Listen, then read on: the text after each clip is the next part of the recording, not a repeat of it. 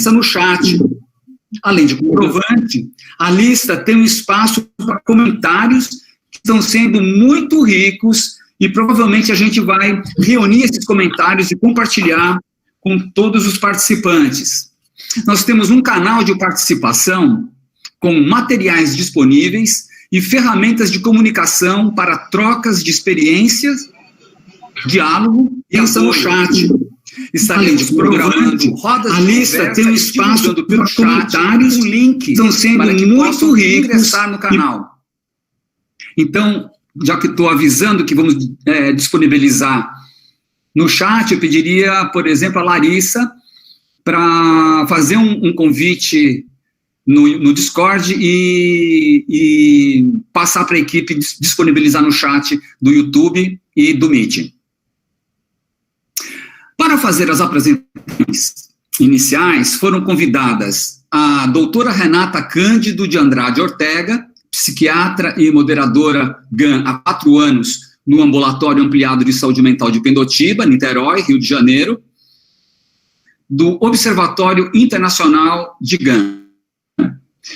Também convidamos o psicólogo Douglas Cassaroto de Oliveira, coordenador do CAPS Álcool e Drogas em Santa Maria, Rio Grande do Sul, doutorando em Psicologia Social Institucional na Federal de Rio Grande do Sul.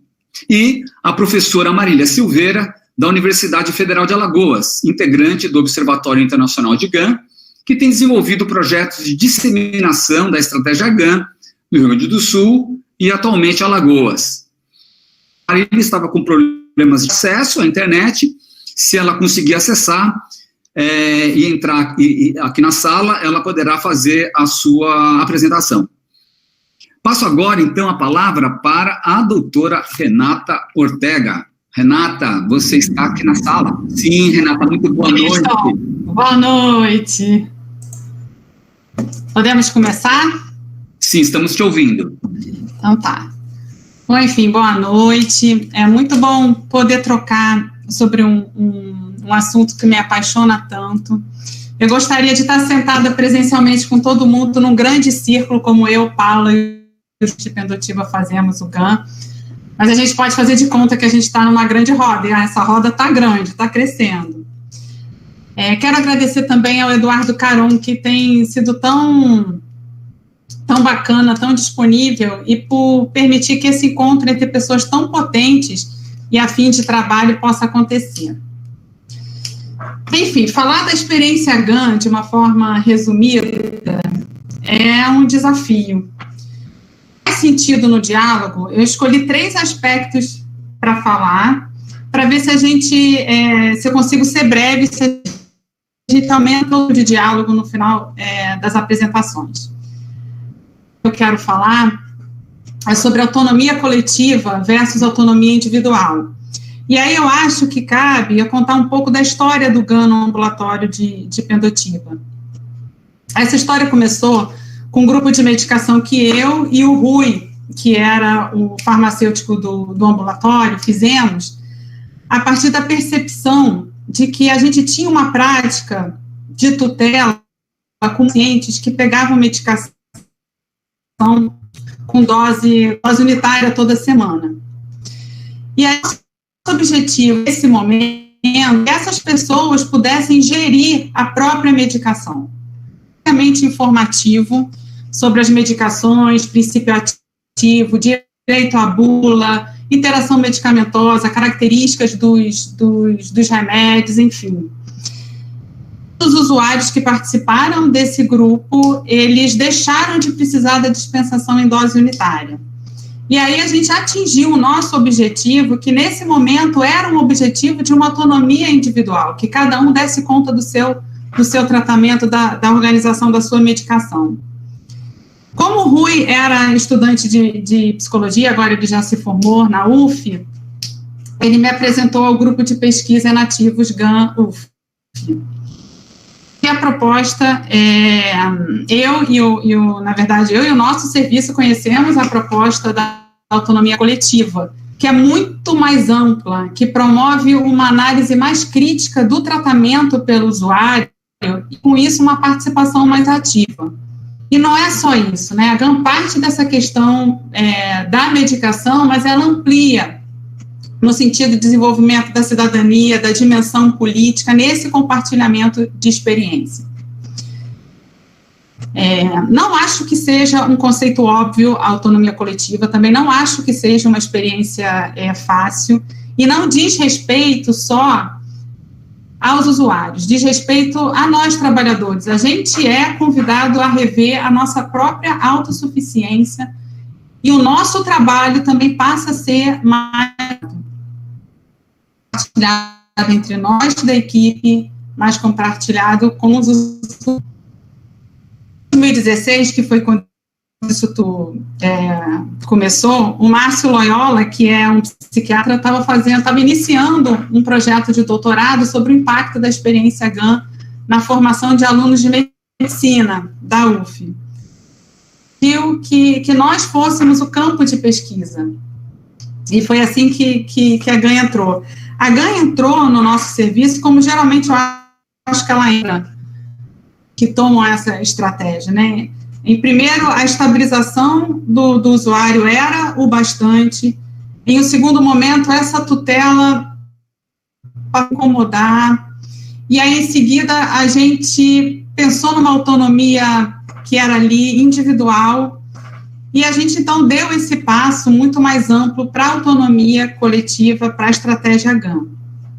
O segundo ponto que eu quero falar é sobre processo e resultado. O elemento mais importante da experiência GAN é a cogestão. O papel do moderador é de possibilitar que o manejo se distribua, que a palavra se distribua no grupo, numa direção de uma descentralização, que todos tenham o protagonismo. E esse processo promove a lateralização das diferenças. Há diferenças, há diferentes saberes, há perspectivas diferentes sobre o processo de tratamento, e essas diferenças não têm que ser apagadas para que a palavra circule e que haja uma legitimação desses saberes. A questão é se há uma hierarquização e um desvalor de alguns saberes. Esse manejo não é fácil, pelo contrário, eu acho que é um manejo muito difícil. E ele é difícil porque ele encontra a oposição de duas forças. Uma delas é a posição do trabalhador que está acostumado a ocupar a centralidade no. A outra é a posição de passividade daqueles que esperam sempre do outro o protagonismo. De descentralização, esse é um trabalho árduo e é um trabalho constante. De distribuição do protagonismo, ele está presente em cada aspecto do grupo, né? E aí agora eu vou falar um pouco do grupo lá de Pendotiba. Ele está presente na conformação circular, presente na decisão do grupo de colocar um banco no meio do círculo, equidistante de cada um pode levantar a qualquer momento, pegar o guia ou não. Não tem uma liturgia obrigatória, a porta é aberta, o nosso grupo é um grupo aberto e a nossa porta é aberta, e no caso do ambulatório de Pendotiba é aberto para um corredor que as pessoas passam para chegar à maioria das salas, então ele é democrático também nesse sentido. E o silêncio que por vezes se instaura no grupo. Esse silêncio, ele é um silêncio em que, quando ele se dá, nós, trabalhadores, a gente precisa se esforçar para não ocupar, como o hábito que a gente sempre tem, de estar sempre preenchendo ali os silêncios, organizando as falas, e usuários que não ousam preencher esse silêncio. E aí, esses momentos de silêncio, que inicialmente podem ser constrangedores, eles se tornam um convite à palavra com o tempo em que o grupo vai acontecendo. E aí, esse processo também está presente nos monitores. Os monitores são usuários que participaram do primeiro GAN e agora estão como monitores, dividem o manejo com a gente, dividiram a organização desse segundo grupo, com as ligações, com o convite, numa posição diferente, e a cogestão começa aí, e continua a cogestão com aqueles que participam do grupo. O grupo não acontece preso à leitura do guia. O guia é um disparador, mas mesmo sem pegar o guia, tem a nossa preocupação de seguir a proposta GAN. O guia pode ser o ponto de partida ou pode ser o ponto de chegada. A gente pode conversar sobre várias outras coisas, mas a gente está dentro de um entendimento do que é a experiência GAN. Não é um grupo terapêutico, não é qualquer coisa, é um grupo GAN. Sobre essas forças aí que estão sempre tensionando o nosso trabalho, eu trouxe um exemplo, eu poderia trazer vários exemplos, resolvi trazer esse. Decidiu que a gente comemora os aniversariantes do mês na última quarta-feira do mês, o nosso grupo acontece às quartas. E aí, isso tudo que eu estou falando para vocês no tempo, não no GAN virtual agora, né? A Paula vai poder falar sobre o GAN, sobre essa experiência de agora, eu estou falando sobre a experiência anterior. E aí, toda a última quarta-feira do mês, a gente comemorava o aniversário de todos que tinham feito aniversário naquele mês. Não estou conseguindo escutar. Ian? Sim, pode continuar falando, Renata. Tá bem. Então, e aí a gente então decidiu que ia comemorar o aniversário na última quarta-feira do mês, e no ano passado, na última quarta-feira do mês, do meu aniversário, eu não estaria, eu estaria de férias. E aí começou um movimento no grupo de mudar o dia da comemoração do aniversário para que eu tivesse presente. E aí um enorme fracasso se colocou à minha frente, só que eu consegui olhar para aquele fracasso ali de não conseguir sair do protagonismo, de não conseguir dividir, de não conseguir descentralizar, e com uma energia muito grande, eu fui veementemente contra aquela possibilidade de mudar o dia de comemorar o aniversário. E aí foi num crescendo, até que o usuário chegou para mim e falou assim: olha só, Renata, não é você que decide quando a gente vai comemorar o aniversário, é o grupo que decide. E a gente vai decidir como a gente sempre fez, a gente vai votar, vai ver o que cada um quer. E aí eu pude desviar um pouco daquele resultado de fracasso, que é o que eu conseguia só ver naquele momento, para perceber um processo de autonomia coletiva, em que o grupo não se submeteu à vontade de não se submeteu à vontade de que é técnico, de que é trabalhador, de que é médico. O grupo não me poupou. Com o tempo, o GAN começou o ambulatório ficou pequeno e o GAN passou a ganhar a cidade. E aí a gente passou a fazer GAN em museu, piquenique, pizzaria, praça, baile 18 de maio, a própria universidade. E aí, o mais importante desse movimento de ocupação do território, a gente faria. Se a gente tivesse preocupado com o resultado e quantificar, a gente teria uma preocupação com a eficiência e fazer mais saídas em menos tempo possível, por exemplo. Poderia ser uma leitura nossa, mas era o processo que era importante. Então, a gente passava vários grupos para decidir uma saída. E aí, cada um ia dizendo quanto tempo precisava para se organizar, para conseguir pagar a passagem, que ônibus a gente ia pegar, quem iria direto para o lugar, quem iria se encontrar no ambulatório, quem tinha passagem com acompanhante que pudesse dividir, quem queria lanche, quem não queria, aonde a gente ia, quem ia saber a hora de funcionamento, assim, todo esse processo era um processo cogestivo. Todas essas decisões eram decisões do grupo. E esse é o ponto mais importante do GAN, é esse processo. O terceiro ponto que eu quero falar hoje é sobre o deslocamento e prática. Eu posso dizer sem nenhum constrangimento que a prática GAN só é possível acontecer num serviço que a equipe tenha um caminho de maturidade de trabalho, que tenha um compromisso ético com o usuário, que possa refletir sobre o próprio processo de trabalho, que esteja disponível a isso. E aí, nesse sentido, o GAN não pode ser prescrito. Ele precisa ser construído dentro do serviço, dentro do trabalho. Essa discussão da hierarquização de saber, ela não se detém no grupo, ela não fica ali. Ela contagia a equipe, e não só contagia a equipe, como ela também tem uma incidência nas relações que a equipe faz com seus parceiros de cuidado. E aí precisa fazer sentido na direção de trabalho. A gente está no espaço clínico de saúde, e a GAN, como toda intervenção de cuidado em saúde, precisa fazer parte da direção clínica do serviço.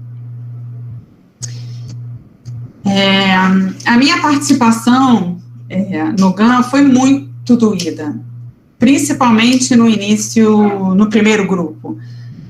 Foi muito doída porque me fez precisar rever a minha própria prática. No início, a gente geralmente, quando tem pessoas novas, enfim, ou alunos novos, o nosso ambulatório recebe muita formação e a gente tem o GAN como um dispositivo importante de formação. Mas no início, lá no primeiro grupo, lá em 2016, uma cena muito impactante que acontecia é que no momento de apresentação, os usuários se apresentavam como pacientes da saúde mental ou como determinado diagnóstico. Depois vinha a vinculação ao médico, e aí vinha um rosário de elogios ao médico. E, por último, em lugar e importância, vinha o nome próprio. E aí, me deparar com isso me fez pensar qual era a minha contribuição para que esse tipo de coisa acontecesse, para o que eu estava vendo ali.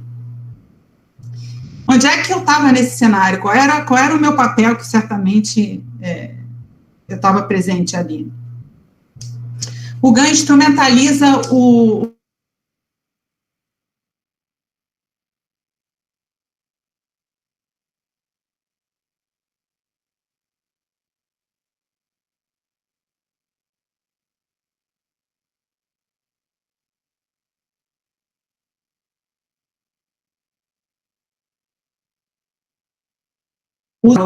despido de direito, despido de lugar, despido de palavra, o diálogo facilmente cede à palestra, e só a gente fala.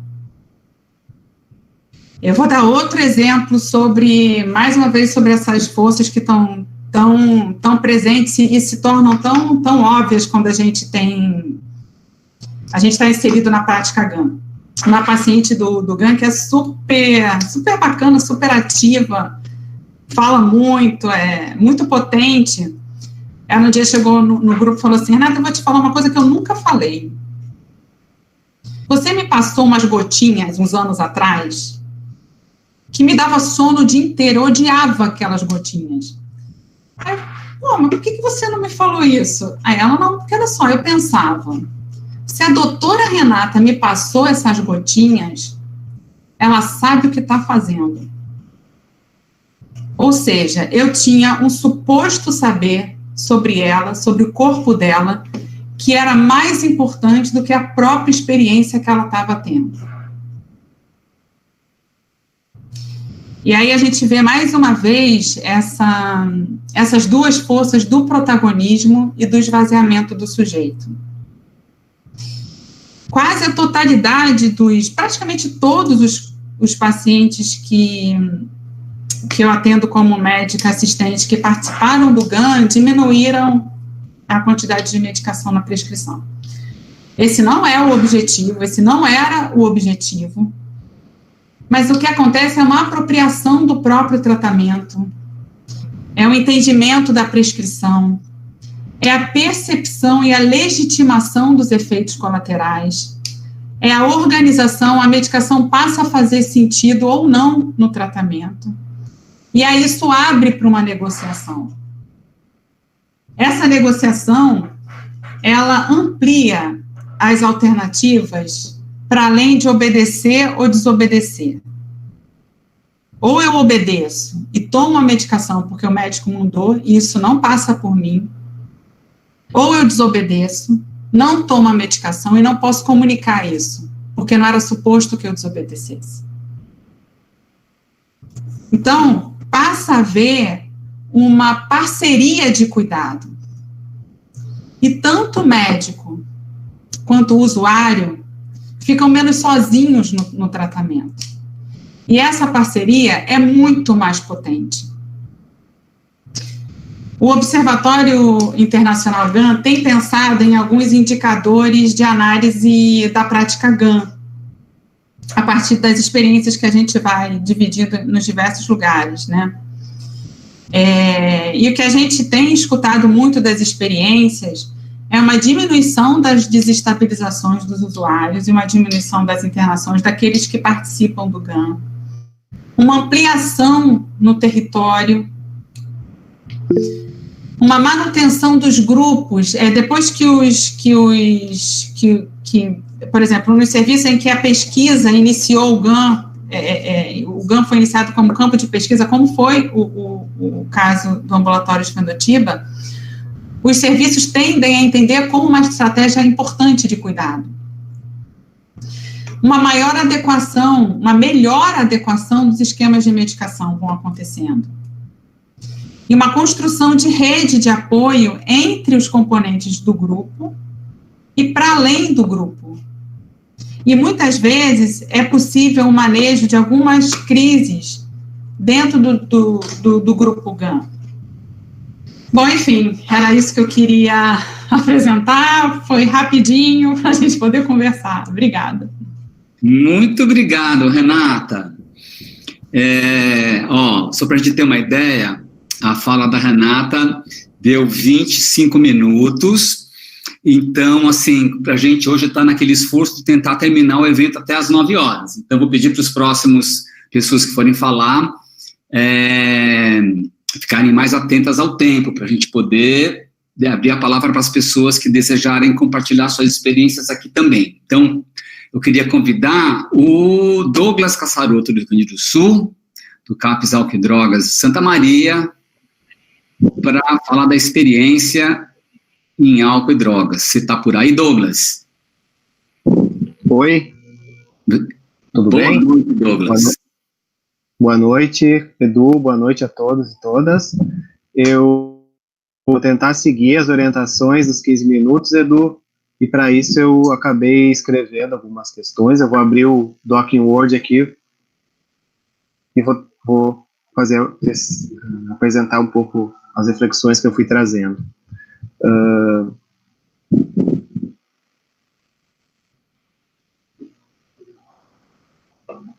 Enfim, né? Eu sou Douglas, eu sou aqui de Santa Maria, Rio Grande do Sul, doutorando em Psicologia Social, professor da FISMA, né, pesquisador da GAN desde 2015. Muito bom estar aqui com esse pessoal, tá, se vendo há alguns anos, produzindo juntos, e esses espaços são sempre importantes para a gente estar aprendendo, e que bom que tem gente que está se somando. Agradecer aos organizadores do curso, né, na figura do Edu, pelo convite, pelo crédito, pelo acompanhamento, pelo apoio que para a gente, enfim, é uma iniciativa muito importante. Eu gostaria de iniciar essa reflexão pelo lugar de onde eu estou falando, né, gente? E eu quero destacar esse lugar. Apesar de eu ter me apresentado, né, psicólogo, professor e tal, eu quero enfatizar que eu sou trabalhador do SUS, servidor público, anos no CAPS AD, Companhia do Recomeço. É um serviço que eu tenho atuado desde a equipe inicial, a gente criou esse serviço, e onde a gente tentou desde o início inspirar nossas práticas de humanização, né, o serviço também de um curso de formação da PNH, e nas experiências dos redutores de danos gaúcho. E aí eu gostaria de só que uma das principais inspirações de nossa prática são as experiências dos redutores de danos, né? E não falo dessa redução de danos abstrata que a gente tem na política de álcool e drogas, né, que o ano passado o pessoal publicou querendo tirar ela da política AD, né, mas estou falando de um modo de cuidar junto com os setores de danos, em campo, diretamente no cuidado. Então, é desse lugar que eu falo, trabalhador de SUS, de CAPS AD, inspirado e com essa experiência de trabalhar com os setores de danos, aqueles antigos ainda, ligados à política de HIV, que tinha a questão da troca de seringas como insumo importante para a questão do cuidado. E dizer de onde eu falo traz uma implicação direta no território de onde eu quero fazer a base dessa conversa, que é uma noção de drogas, que opera na RD, que o antropólogo escoltado chama de fármaco, né? Grega. Essa ideia de que a droga, noção de droga como fármaco, nos faz entender que qualquer droga pode ser um remédio e um veneno, né? Para ser um ou para ser outro, vai depender de diferentes fatores, né? A dose, a qualidade, o objetivo do uso. Entender que os fatores culturais são tão importantes quanto os farmacológicos. A definição dessa substância ser um veneno ou um remédio. Né? Então, é a partir desse território, né, de um trabalhador de CAPS, com essa experiência na redução de danos, e de droga também como fundamento para minhas práticas, né, para as práticas como trabalhador, que eu queria propor algumas reflexões que eu tenho feito, né, são reflexões de uma maneira recente, quando eu volto a trabalhar nesse CAPS AD, depois de ter ficado 2 anos de licença, para me inserir no doutorado, onde eu pude me afastar um pouco do serviço, né, pude emergir mais em práticas, além das que eu já tinha, práticas GAN, né, e de outros serviços, enfim, aqui no Rio Grande do Sul, e pensar os efeitos dessa experiência GAN, os efeitos que essa experiência nas práticas desse CAPS AD, né, nas minhas práticas profissionais e nas práticas desse serviço como um todo. Então, o foco não vai ser num grupo, os efeitos dessas práticas, dessa experiência GAN, em mim como profissional, e quando retorno ao serviço, e como isso vai produzir todo um outro jeito de relação com o serviço e de forma de olhar o CAPS, né? Então, vou tentar ser direto, separei como a Renata 3 pontos.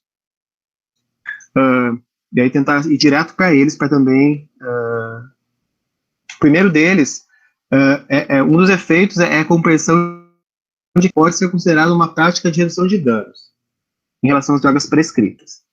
Isso até parece óbvio, mas é que o óbvio, às vezes,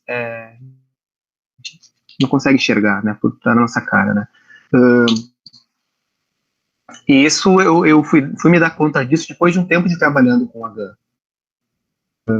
A história que eu gosto de contar e que eu fui me dando conta é assim, né, que como trabalhador de danos há um bom tempo já, né, mais de 12 anos, e eu tinha me preparado e iniciado o trabalho nesse CAPS, e a nossa equipe se preparou para trabalhar com as pessoas que frequentam o CAPS, aprendendo a conversar sobre as experiências do uso das drogas, temas lá para o CAPS, né, crack, cocaína, maconha, álcool, principalmente o crack, né, nosso CAPS ele se constitui num momento onde era enorme aqui em Santa Maria, a gente se constitui para atender muito essa demanda. Enfim, aí depois que eu passei a habitar a experiência GAN, e tinha todo um campo de drogas que estava na minha cara todos os dias enquanto profissional da nossa equipe, e que a gente não tinha ferramentas para lidar com ela, né? Que as pessoas chegavam buscando ajuda por causa do problema de drogas, né, do CAPS, e enfim, entrava no CAPS e recebia outras drogas. E que sobre essas drogas que a gente prescrevia no serviço, eu não me envolvia com essa discussão, não conseguia conversar sobre essa experiência das pessoas.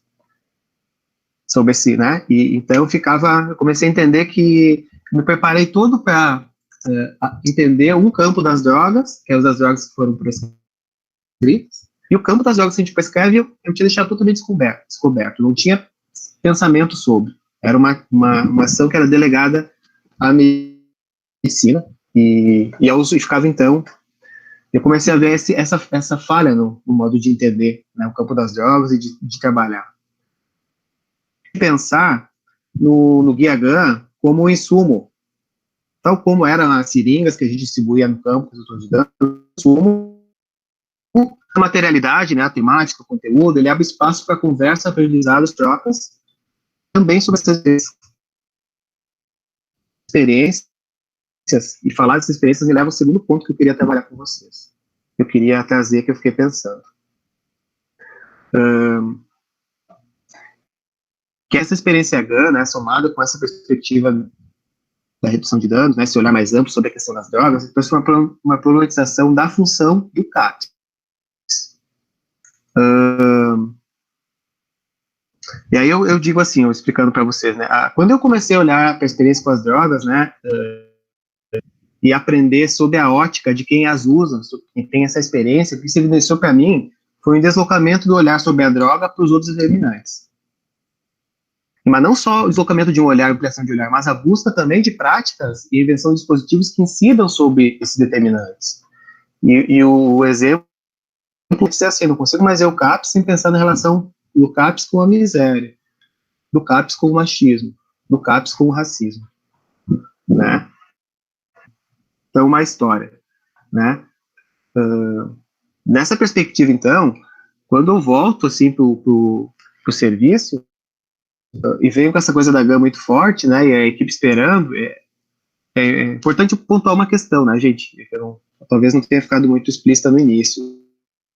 De um trabalhador que está há 11 anos no serviço, então já tem uma tradição ali dentro, né, então quando eu volto de um lugar onde a equipe de alguma maneira espera que eu volte a questões que, né, se abre para algumas questões que eu coloco, então tem um contexto específico aqui em Santa Maria desse CAPS, né, só para entender também a singularidade disso que eu estou dizendo, né.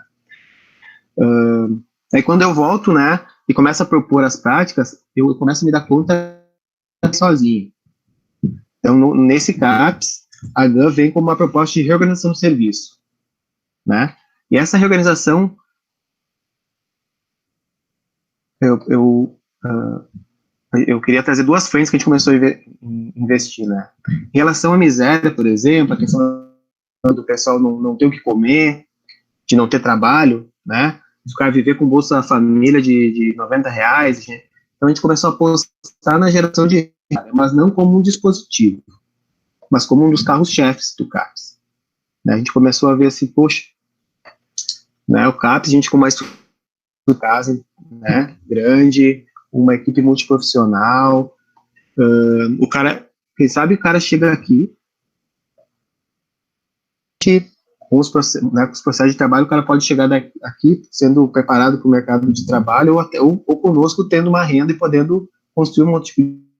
A gente começou a dar uma certa radicalizada nisso, né? Não mais um dispositivo, mas um dos carros-chefes, né? Que é claro que não é para todos, mas principalmente tem mais necessidade, onde essa questão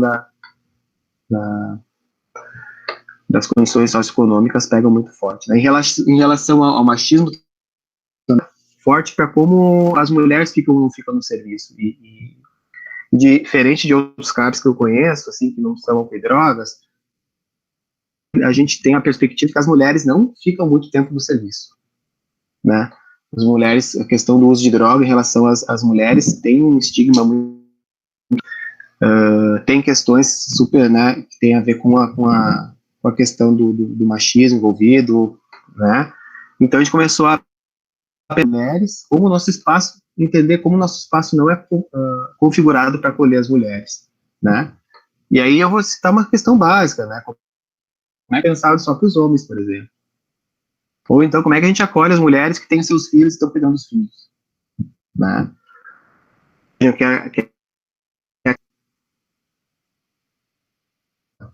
Né?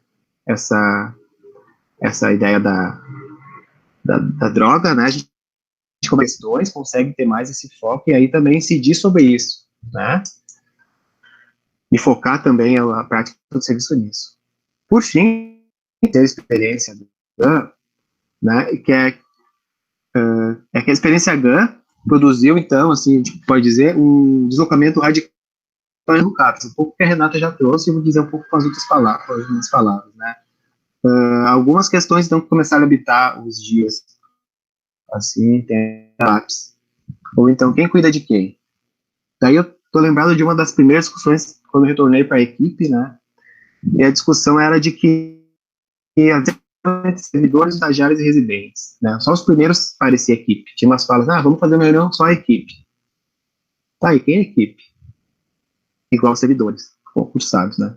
Eu lembro que o quanto eu me estranhei com essa conversa, né? E aí eu coloco a questão que pede que cada um tinha uma proveniência distinta, mas a gente estava com o mesmo propósito, né?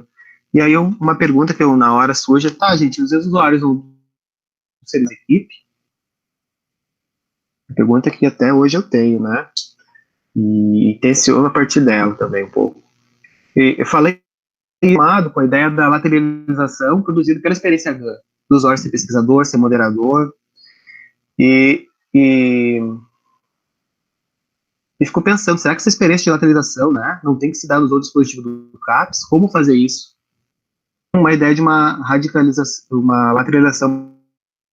E aí, como a Renata trouxe, né, no dia a dia não é fácil, a gente começa a se dar conta das várias barreiras que vão separando, né, e que estão encarnadas, né, mas desde então a gente tem ficado em movimento, experimentando movimentos de cogestão das oficinas, dos espaços, das formas de cuidado, né, tentando esse movimento, processo de inclusão dos usuários nesses lugares, né, lugares distintos que não só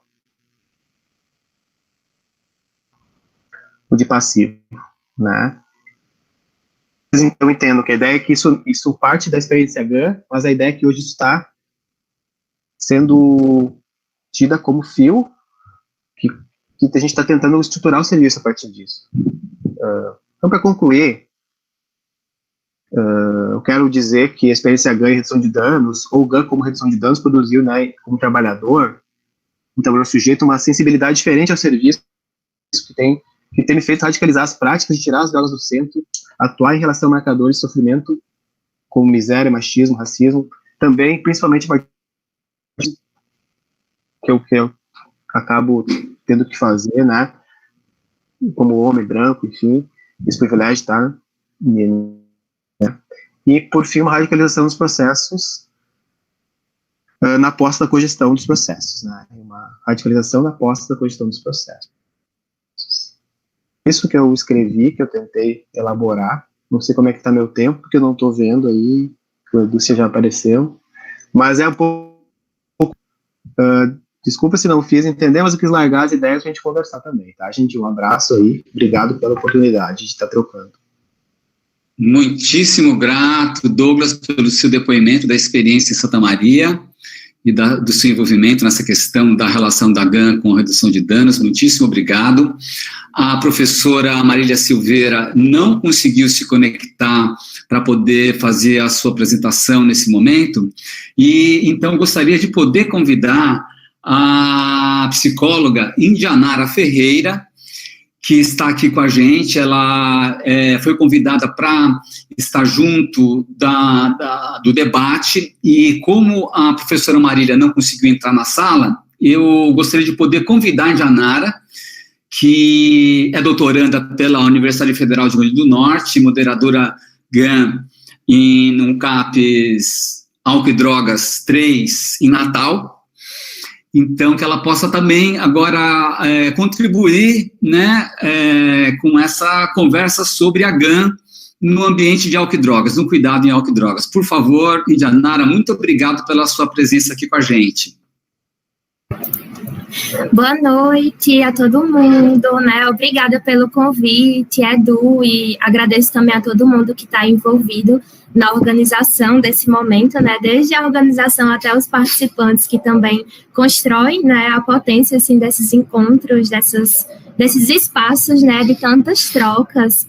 E é isso. Eu vou falar um pouco assim também rapidamente sobre uma experiência que eu tive num CAPS né, que atende pessoas que fazem uso problemático de álcool e outras drogas, um CAPS AD, aqui na cidade de Natal, no Rio Grande do Norte, né? Então, vou falar um pouco do contexto da gente aqui, da experiência que a gente teve, diferente da Renata e do Douglas, né? Eu não estive nesse espaço como trabalhadora, eu estive como pesquisadora durante a minha pesquisa de mestrado, né? Foi uma pesquisa, a implantação do GAN nesse CAP se deu através, né, de uma atividade de pesquisa, né, de um coletivo de pesquisa que estava sendo coordenado e organizado, né, através da orientação da professora Ana Karenina, né, que é minha orientadora. Nesse momento dessa experiência com a GAN, eu estava bem preocupada, assim, muito curiosa, né, tentando entender ali os efeitos da gestão autônoma da medicação para práticas de redução de danos, né, e aí a minha fala vai dialogar um pouco com a fala da Renata e também com a fala do Douglas, e aí eu vou puxar alguns pontos que eles trouxeram para falar também desse contexto aqui do que a gente viveu, né, um pouquinho, né, a Renata trouxe uma coisa que me chamou muita atenção, que foi do grupo GAN, né, acontecer, estar ali de portas abertas, né, e funcionar de porta aberta, e me vem nesse momento algo que surgiu também na experiência da gente, né, na seguinte frase, que a GAN, ela é porta de entrada para falar sobre tudo que envolve a nossa vida, né, e me chama muita atenção essa expressão porta de entrada, porque é uma expressão também muito utilizada quando a gente vai se referir aí de algum modo, né, ao consumo de drogas, né, o que é porta de entrada para o quê, né, então isso foi uma coisa que nos saltou muito aos olhos, né, como assim a GAN é uma porta de entrada para falar sobre tudo que envolve as nossas vidas, né, e aos poucos, né, a partir aí da aposta, né, na GAN, a partir dos princípios da autonomia que a Renata trouxe, também com o Douglas da cogestão, a gente foi criando espaço, né, para falar de fato sobre as coisas que atravessam a nossa vida e que muitas vezes não entram ou não encontram espaço de diálogo em outros espaços do serviço, né, e uma dessas coisas era principalmente o uso de drogas, né, porque afinal de contas, as pessoas que estavam sendo cuidadas ali consumiam diferentes e múltiplas drogas e substâncias psicoativas lícitas e ilícitas, né, e o GAN foi esse espaço também de trazer a experiência não só com medicamentos, mas com o consumo, né, de múltiplas substâncias, né, e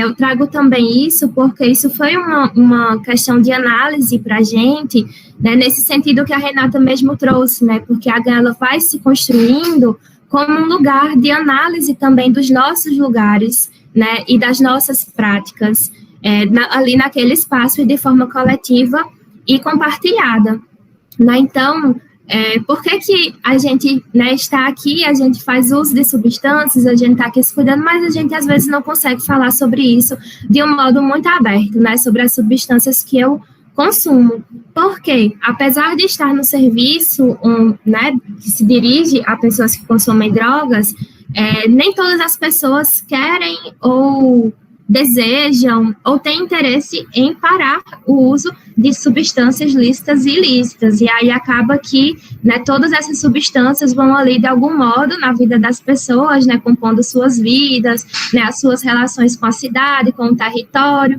né, então a gente pode analisar, por exemplo, isso, né, porque que a gente não fala sobre o consumo de drogas que a gente faz também para além dos medicamentos, né, esses múltiplos consumos, assim.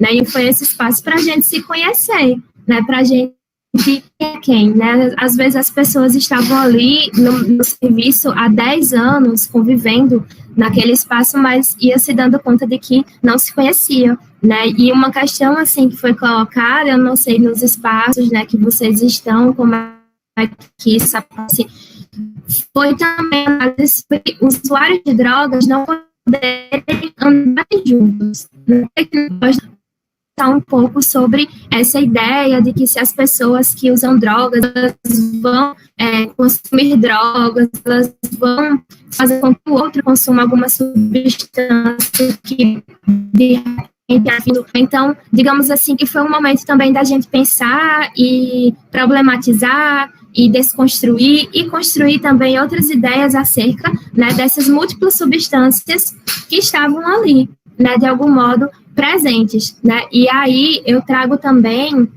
para compartilhar com vocês algo que a Renata já tocou, que foi sobre o GAN ser um espaço, né, onde caiba ali o saber de cada pessoa, né, um espaço que afirme a multiplicidade de saberes, de modos de existir, de modos de habitar o mundo, de modos de se afetar com esse mundo e de construir também um mundo possível de ser habitado, né? Então, muitas vezes as pessoas têm um saber, muitas vezes as pessoas sempre têm um saber sobre o seu corpo, né, sobre os efeitos que os medicamentos psiquiátricos produzem no seu corpo e também que outras drogas produzem no seu corpo, né? E o espaço GAN como espaço de falar sobre esses efeitos, né, de uma pessoa conhecer o seu corpo orgânico, né, biológico, como se fosse um atlas de conhecer todas as veias, né, e isso ser para ela também uma estratégia de redução de danos, de saber até onde ela pode aplicar uma substância ou não, né? Então, como é que a gente vai compartilhando também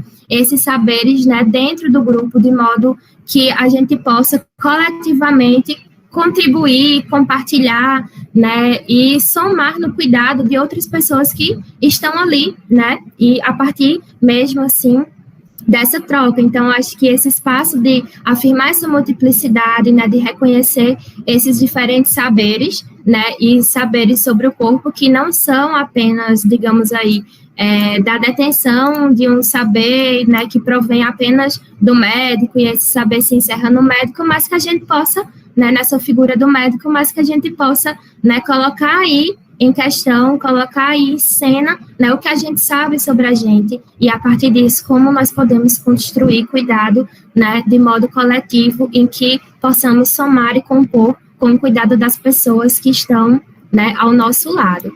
E uma coisa que eu gostaria, né, de trazer para ir finalizando assim com vocês é que muitas vezes surgia a questão de estarmos, né, pensando se trocamos ou não uma droga por outra, né, porque pessoas que fazem uso problemático de drogas são tratadas muitas vezes com o uso excessivo de medicamentos psiquiátricos, né, então que drogas são essas que nós consumimos, né, como quando o Douglas traz também essa questão, né, das drogas, do fármaco, dos fatores culturais e dos efeitos culturais e de espaços também, né, que contribuem aí para a minha relação com a substância que eu consumo. E aí, nesse sentido, sim, né, a gente pode afirmar que a GAN ela é um dispositivo, um insumo, como o Douglas traz, né, de redução de danos, de como pensar, né, práticas e estratégias também numa dimensão ética, né, que afirme a nossa vida e que lute, né, para que nós estejamos vivos e tenhamos direito ao cuidado,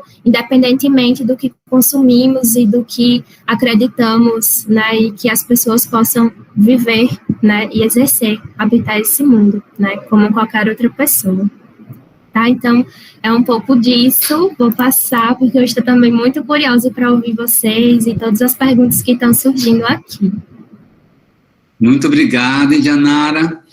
É muito interessante ver duas pessoas falando de uma experiência no campo de álcool e drogas com falas bastante diferentes, e essas diferenças são muito, muito bem-vindas, né, nesse ambiente, que é o ambiente da gestão autônoma da medicação. Eu gostaria de perguntar ao nosso amigo Adebal Ferreira se você gostaria de poder fazer o uso da palavra agora. Você poderia, amigo Adebal? Posso. Boa noite. Está me ouvindo? Estamos te ouvindo. Pronto, estou aqui. Em primeiro lugar, como seu nome é Eduardo Caron, para não levar o Caron, você excedeu o tempo, quanto tempo eu tenho?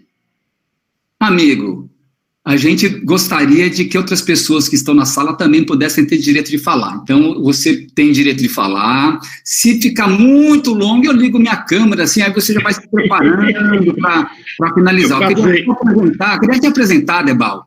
Adebal é uma pessoa que tem contribuído com a gestão autônoma da medicação, como participante da GAN lá no CAPES Álcool e Drogas Leste, de Natal, Rio Grande do Norte. E então, estamos aqui para dar a sua participação no nosso encontro de hoje. Muito obrigado, Adebal. Tá certo, Eduardo. É porque comecei a Caron, eu digo, rapaz, eu passei 40 anos militando nos movimentos sociais e falava tudo que eu pensava em 5 minutos, mas vou ser breve. Vejam bem, meus amigos, boa noite. Eu sou Adebal Ferreira, eu sou professor por formação em letras, sou advogado, bacharel. Eu advoguei durante quase 30 anos da minha vida e eu estou aposentado hoje porque eu sou portador de o transtorno esquizoafetivo. E sou alcoólatra também. E eu larguei toda a minha militância social para essa militância de saúde mental e cultural.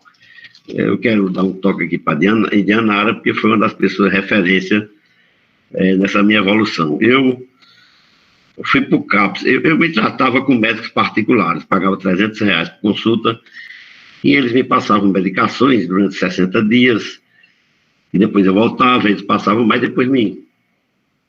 Mas em 2005 eu vi um helicóptero caindo em cima de mim, lá em Natal, na segunda-feira.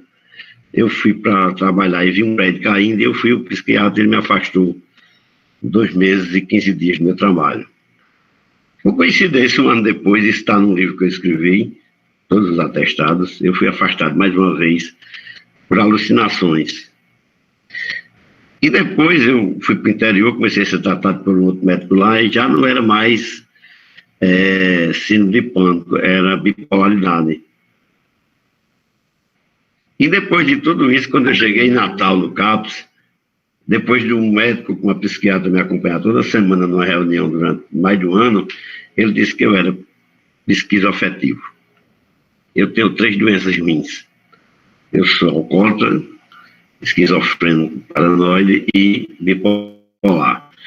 Mas, como eu sou uma pessoa inteligente, eu escrevi mais de 10 livros, 50 cordéis, sou uma pessoa que vive estudando.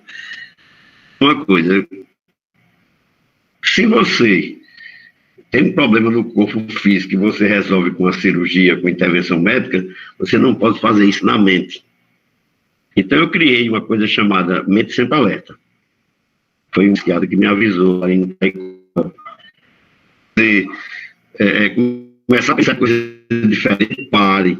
Eu pensei em suicídio 3 anos, eu andava na minha pasta de advogado com um laço, um cordão de nylon duro e grande e uma carta de despedida. Imagine que tragédia. Eu consegui sair disso porque ele me disse, toda vida que pensar em morrer, fala com sua família. E eu comecei a falar com minha companheira, 34 anos, Malu. E eu disse, Malu, estou com vontade grande de morrer. Mas aí um dia eu fui para o CAPS como alcoólatra, eu estava bebendo mais de 1 litro de cachaça por dia. No dia 7 de dezembro de 2015, eu cheguei no CAPS AD Leste 3 Natal. Eu cheguei tão ruim, eu cheguei no dia 7 de dezembro, no dia 4 de janeiro eu já estava internado pela primeira vez, recolhido ao leite, como eles chamam, né, educadamente. E eu passei 3 anos lá. E foi lá que eu tive essa experiência com GAN. Eu cheguei a tomar 17 comprimidos por dia, inclusive um para o estômago, omeprazol. E eu comecei a estudar e vi que isso poderia dar uma cirrose medicamentosa. O primeiro efeito colateral que eu tive foi da quetiapina. Eu fui parar 2 vezes no hospital de madrugada porque me faltou saliva. Na segunda vez, um médico muito experiente, Dr. Cícero, disse, está tomando quetiapina? Eu disse, tome não, que dá isso. Eu parei. A segunda vez foi a olanzapina. Eu fui fazer cirurgia de catarata e... Meu gato passou aqui agora, desculpa aí. Eu fui fazer cirurgia de catarata e a minha glicemia deu 152. Eu não tenho nem histórico na minha família de diabetes, nem eu gosto de açúcar, de nada. E ela olhou para mim e disse, toma alguma medicação diferente? Eu disse, tomo. Quando eu falei olanzapina, ela disse, tem efeito colateral. Eu ia pegar uma diabetes tipo 2, tomando aquele negócio. E quando eu fui falar com o meu médico, ele quis reagir. Ele chegou a dizer assim, quer dizer que você entende mais do que eu? Eu disse, não, eu sinto mais do que o senhor, porque quem tem o problema sou eu. E como eu sou advogado, eu já tinha lido a lei do ato médico, eu mudei de médico. Hoje eu tomo 2 comprimidos só, apenas o carbolito que eu preciso, porque a minha bipolaridade é muito forte, eu não só mudo de humor, como eu me irrito facilmente. É por isso que eu me aposentei. Como advogado, eu não poderia nunca mais advogar. Se cada vez que o juiz dissesse alguma coisa, eu achatar contra meu cliente, eu danava o negócio dele, danava o diabo nele. Então, meus amigos, o GAN foi uma experiência fantástica, principalmente com Indianara, Alexandre Diniz e Ana Karenina. Foi quase um ano de experiência no CAPS. E nessa experiência foi fantástica, porque eu podia falar. Eu podia dizer o que eu sentia. Eu aprendi a discutir com os médicos. Eu já estou com a médica do SUS, porque eu não quero mais negócio particular, porque, para mim, o maior plano de saúde para mim é do SUS. E a minha médica, ela não passa remédio para eu dormir, ela me aconselha chás. Então, eu escrevi um livro sobre isso, né? Sobre meus transtornos, que diz assim: breves anotações sobre transtornos mentais por um alcoólatra. Esse livro tem 100 páginas, eu fiz ele em PDF, eu estou distribuindo ele gratuitamente para não comercializar um assunto tão sério. É um prazer muito grande estar aqui. Já pensou, eu que sou torcedor do Fluminense, na UFFF, na Universidade Federal Fluminense. Muito obrigado, meu amigo Eduardo Caro, espero que você me dê um carro em mim depois. Então, meus amigos, eu comecei a fazer uma militância para usar a minha palavra como paciente, porque em todos os eventos que eu participava, só quem falava eram os profissionais. E no dia que o médico disse: você está querendo saber mais do que eu? Eu disse: não, doutor, eu sinto mais do que o senhor, quem tem o problema sou eu. E hoje eu estou muito bem, eu tomo um carbolítio e um estalopram. Os remédios para pressão eu deixei de tomar porque eu tomo suco verde agora. Faço caminhadas, eu tomo um suco feito de manhã com couve, salsinha e aquele negócio de Popeye.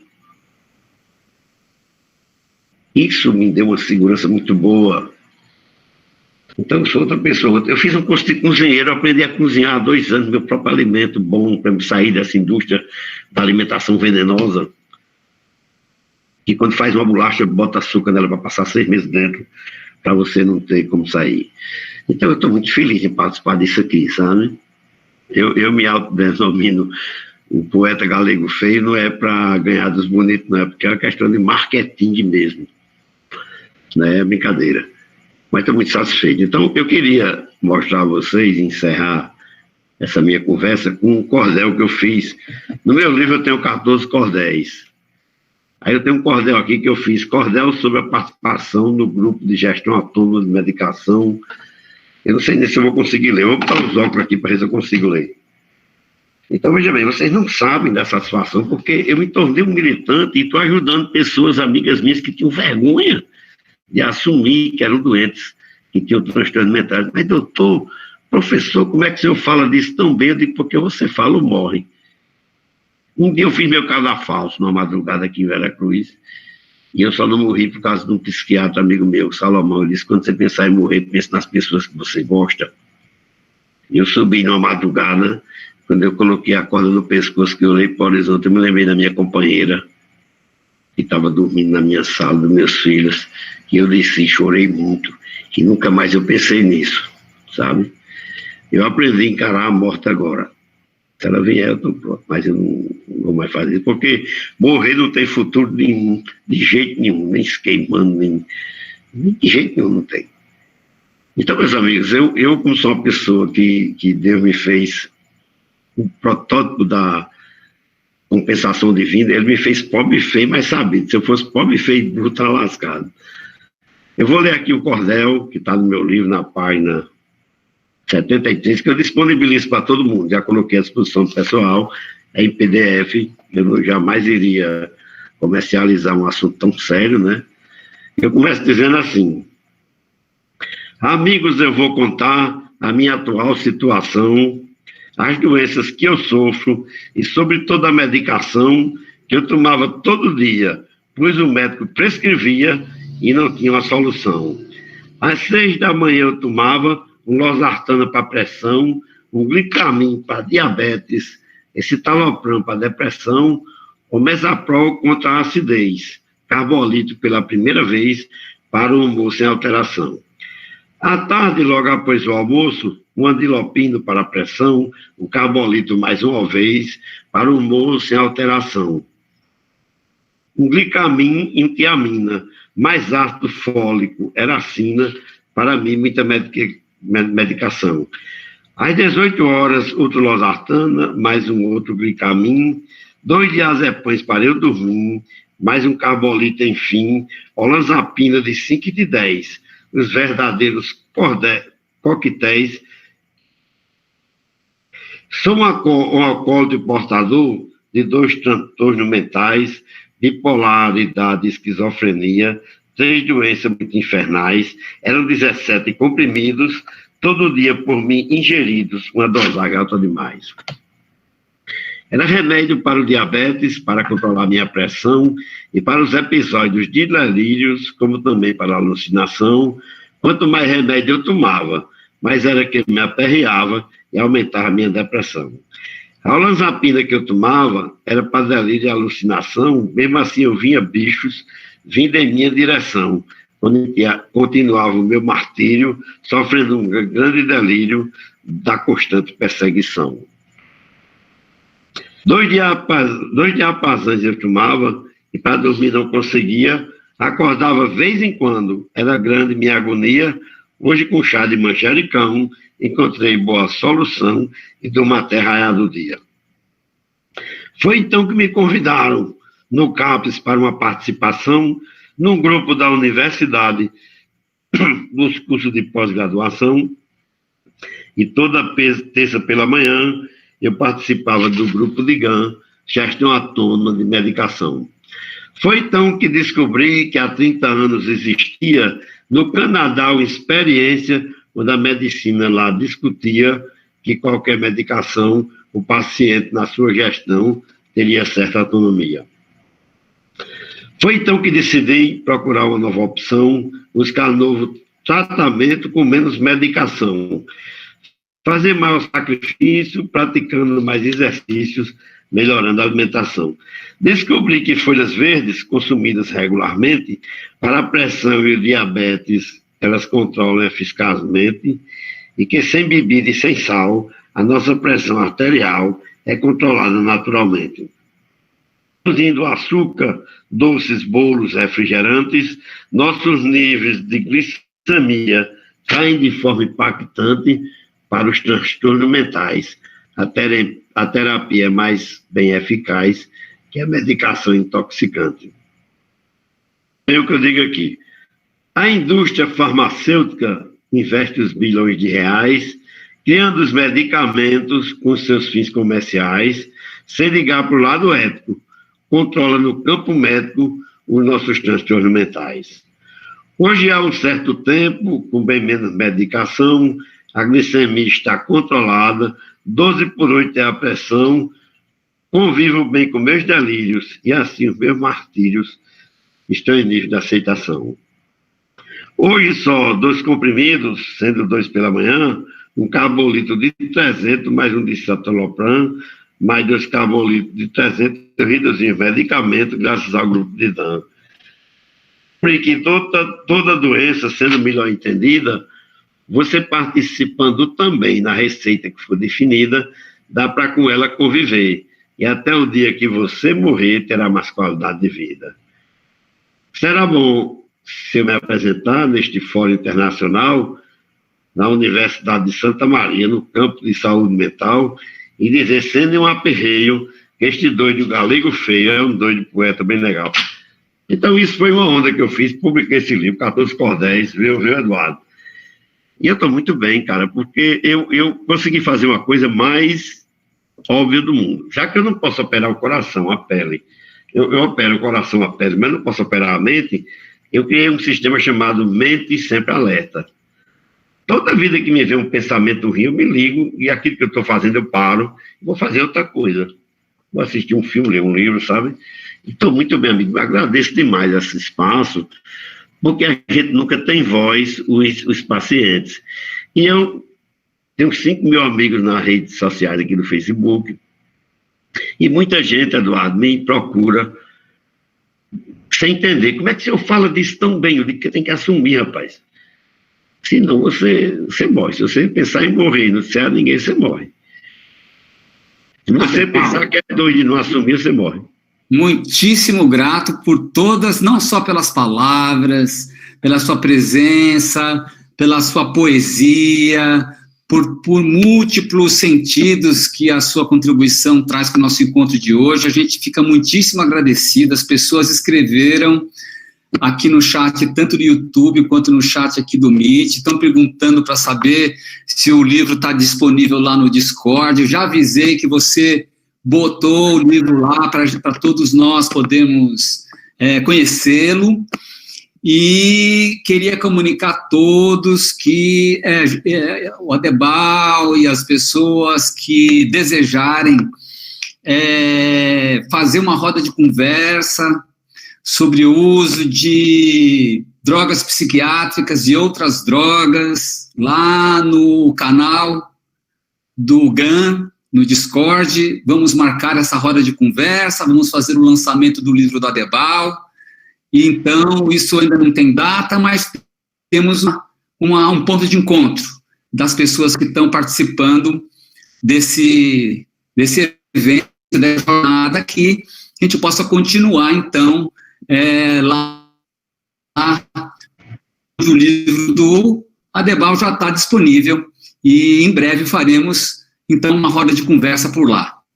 Tá certo, Eduardo, eu agradeço demais, principalmente a Indianária pela sensibilidade dela, foi uma pessoa que me ajudou muito, e eu pensava que era sabido, sabe, eu dizia até assim, Deus me fez pobre e fez sabido, que se fizesse pobre, feio, burro, tá lascado, mas foi em 2015 que eu descobri. Não há saída no campo particular, não. Você tem que ir para o CAPS. Foi lá onde eu fui bem tratado, onde eu sou... Não tem como. Eu pagava R$300 no médico, ele me enchia de remédio, eu voltava com 60 dias. Não há saída se não for na rede. Foi lá onde eu me encontrei, onde eu estou muito bem, tá certo? E agradeço muito a vocês, cara. Muito obrigado mesmo. Obrigado. Compromisso agora com o coletivo. Temos muitas pessoas que já estão querendo falar, pessoas que estão colocando perguntas, inclusive para a doutora Renata, a respeito da experiência em Pindotiba. Então, vamos adiante. Nos encontramos ali adiante no Discord. Tá bom, Adebal? Para continuar a nossa... Tá bom, amigos. Obrigado. Boa noite a todos, viu? Foi uma felicidade grande. Então, temos já algumas pessoas que estão desejando falar.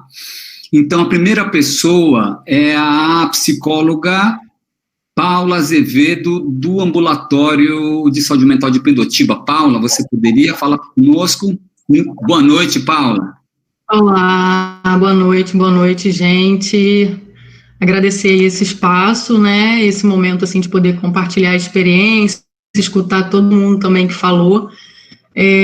Nossa, eu queria retomar um pouquinho a fala da Renata também, que foi muito, muito importante, assim, isso que ela localizar um pouco essa porta aberta que ela fala do ambulatório de Pindotiba, né, porque a minha entrada no GAN teve muito a ver com isso, e o ambulatório de Pindotiba sabe que as salas são muito no fundo, né, então a gente passa por essa sala onde a GAN acontece, né, e essa porta aberta, enfim, e aí era um momento que eu escutava muito as experiências, escutava uma palavra, escutava os aniversariantes, né, e aquilo foi, de algum modo, me tocando, né, eu fui sentindo muita vontade de participar.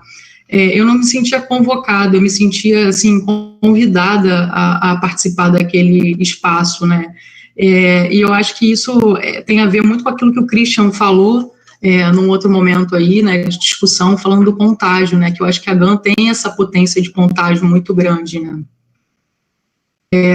Enfim, eu acho que essa entrada para mim foi uma coisa que me chamou muito a atenção, né, porque eu acho que a porta aberta, indicação do grupo, né, uma certa indicação do serviço, né, de manter essa porta aberta.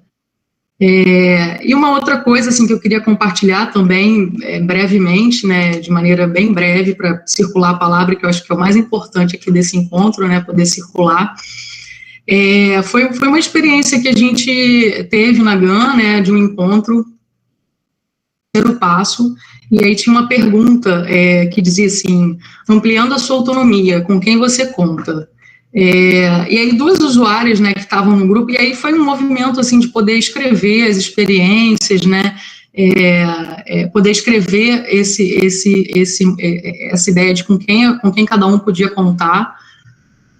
pegou folha, distribuiu folha, foi uma ideia de um usuário, e aí a gente começou a distribuir folha. Usuárias rapidamente começou a escrever, né, e aquilo chamou um pouco a atenção, porque estava uma certa inquietação, porque não é óbvio que a gente pode contar com alguém, né, não é óbvio que a gente tem alguém para contar. E aí aquilo ficou, assim, um clima, né, e uma outra usuária escrevendo algumas pessoas com quem ela conseguia contar, e uma outra que só tinha um nome, e aquilo ali, e ela não saía muito daquilo, enfim, a gente tentando ali desdobrar, enfim. Mas foi muito interessante, assim, porque elas começaram a se olhar, e, em um certo momento, uma usuária falou para outra, eu conto com você. E aí, essa outra ficou, assim, um pouco surpresa, né? E aí, essa outra, mas conta comigo, eu disse, eu conto. No dia que você me ligou, convidando para participar a segunda vez, eu passei a contar com você. E aí, foi muito, muito interessante. Ela veio outros nomes na cabeça, né, e ela começou a colocar. Essa outra usuária que ficou surpresa, ela começou a pensar, é verdade, pô, meu irmão conta comigo, porque eu ajudo ele com a quentinha, não sei o que e tal. E aí isso foi gerando um certo um movimento de surpresa para ela, né, de alguém poder contar com ela, né. E aí a pergunta, com quem você conta, se desdobrava para a pergunta, quem conta com você, né, porque para ela, de alguma forma, pareceu uma coisa distante, como se fosse algo impossível contar com ela, impossível de contar com ela, né, e um impossível que eu acho que tem um anteparo, assim, totalmente vinculado a esses discursos de poder sobre a loucura, né, isso que é uma coisa histórica. E aí eu fiquei pensando, assim, nisso tudo que a Renata falou também, e todo mundo trouxe nas falas, né, fiquei lembrando daquela frase do Manuel de Barros, que ele diz assim, ocupo-me muito com o meu desconhecer. E esse desconhecer, para mim, faz uma aliança muito boa com a GAN, porque eu acho que é um certo se ocupar com o desconhecer para conhecer outros modos, né, de ser e estar no mundo.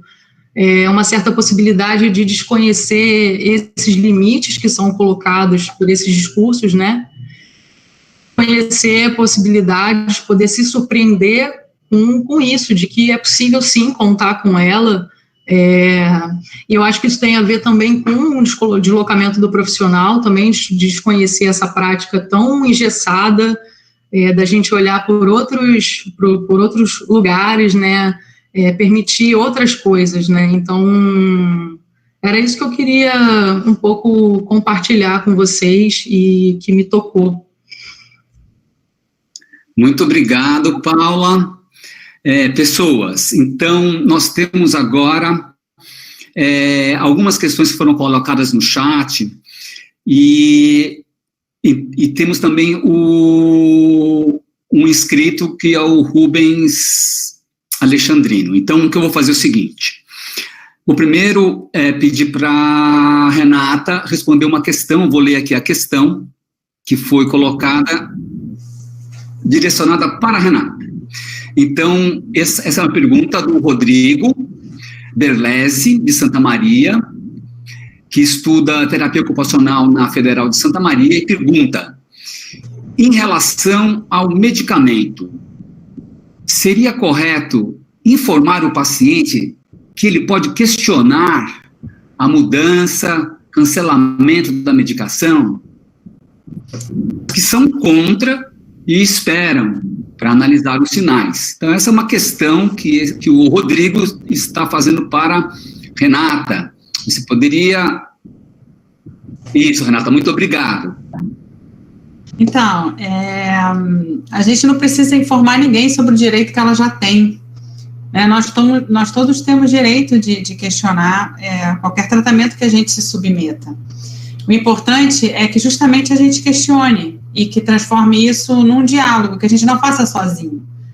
Porque se a gente questiona e fica sozinho e não divide com quem prescreveu, ou se quiser mudar de médico, enfim, mas não divide, a gente tem uma chance muito grande de nessa solidão não desenvolver trabalho nesse sentido do tratamento. Então, a gente não informa ninguém um direito que a pessoa legitimamente tem.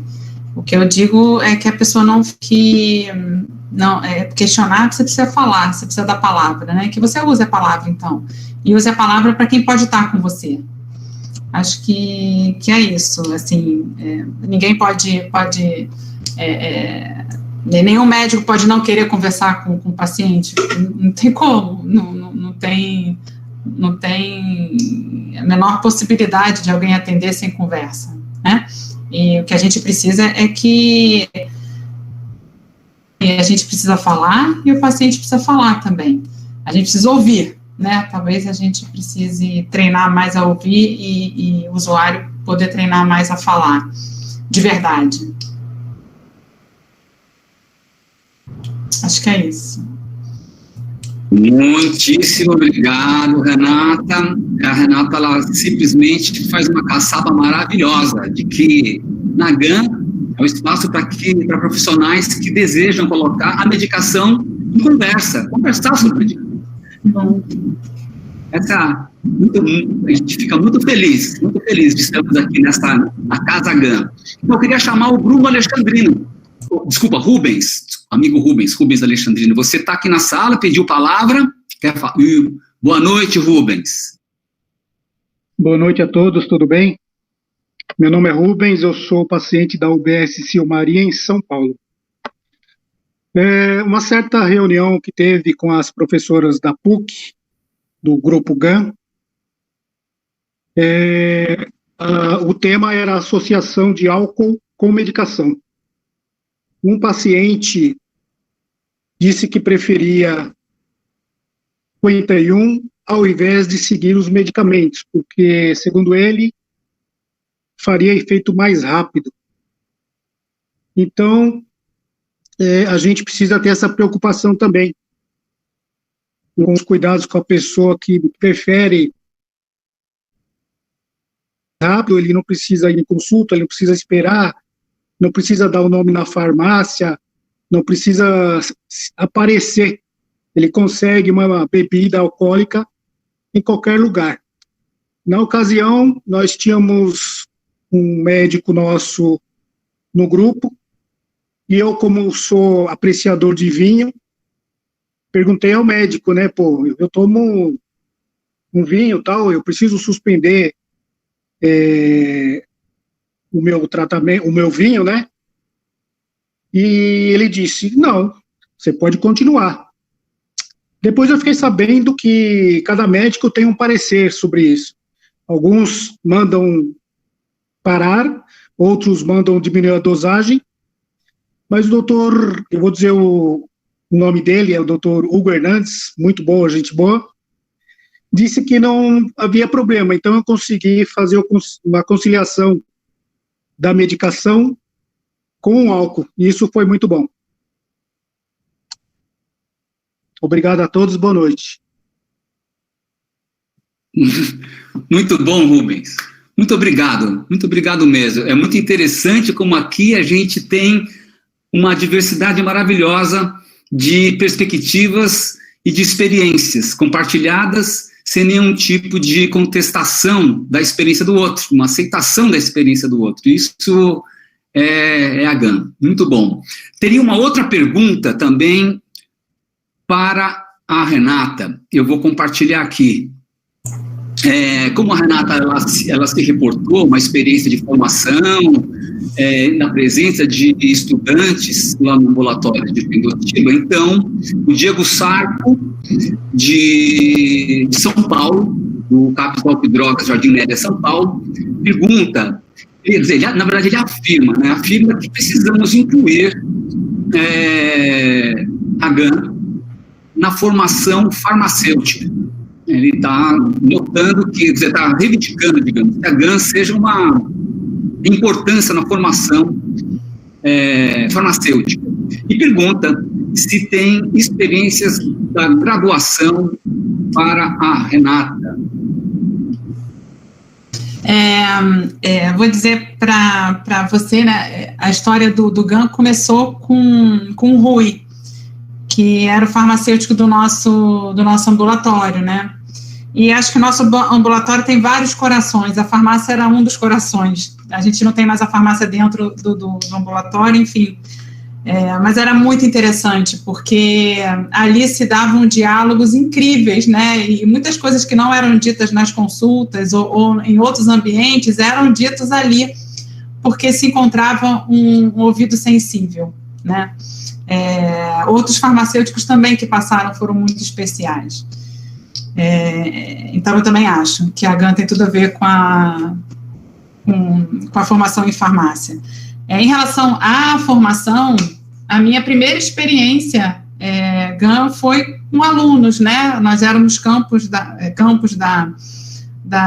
do doutorado do Márcio, então a gente fez o primeiro GAN durante muito tempo com os alunos de medicina da UF que nos acompanhou.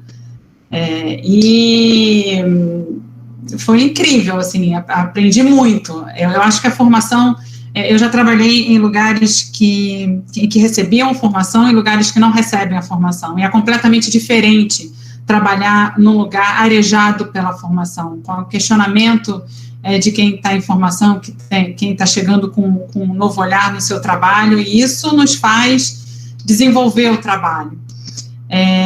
Isso foi tão potente, a presença da formação e o pensar sobre a formação, e na verdade sobre a formação de medicina, e outras formações a partir dessa, que a gente passou a entender que passar pelo grupo GAN, essa experiência GAN, era uma experiência que quem passava por formação no ambulatório precisava ter, na verdade, não precisava ter porque não é prescritivo, mas é um movimento, na verdade, natural. Quem está no ambulatório quer passar pelo GAN. A gente recebe residente de psiquiatria, né, a Carla que está aqui, a Amanda que está aqui, passou, a Amanda trocou os dias dela, da grade horária dela toda da residência para poder participar do GAN, né. A gente recebe residência multi, a gente recebe estagiários de psicologia, a gente recebe internato de medicina.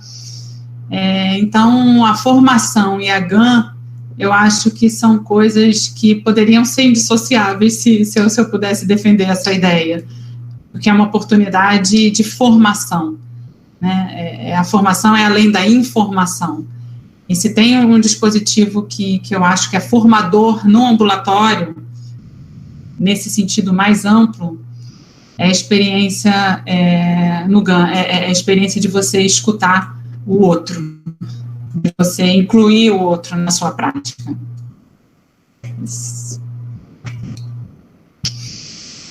Muito obrigado, Renata, mais uma vez.